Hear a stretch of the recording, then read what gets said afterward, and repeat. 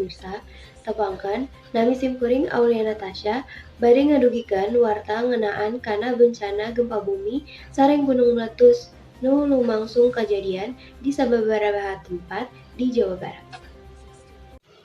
Salabah 150 imah di Jawa Barat rusak alabana kena gempa di Banten nu lumangsung dina poe Jumaah.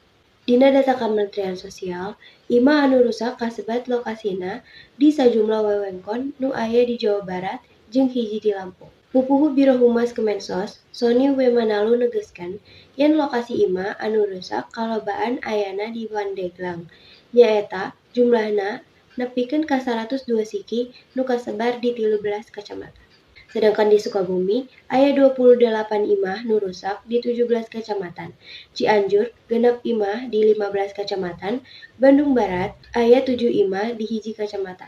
Jeung Kota Bogor, aya hiji imah di hiji kecamatan.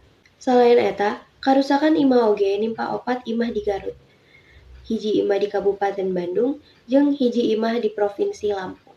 Jadina, total samantara aya 150 siki imah nu rusak. Sony oge mastikan pihak Kemensos geus ngirimkan bantuan hiji-hiji ka warga anu kakenaan musibah gempa.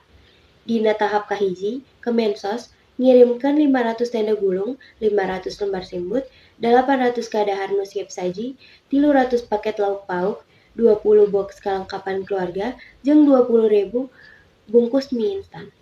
Bantuan eta rek didistribusikan ka korban anu imahna rusak parna jeung warga nu ngungsi.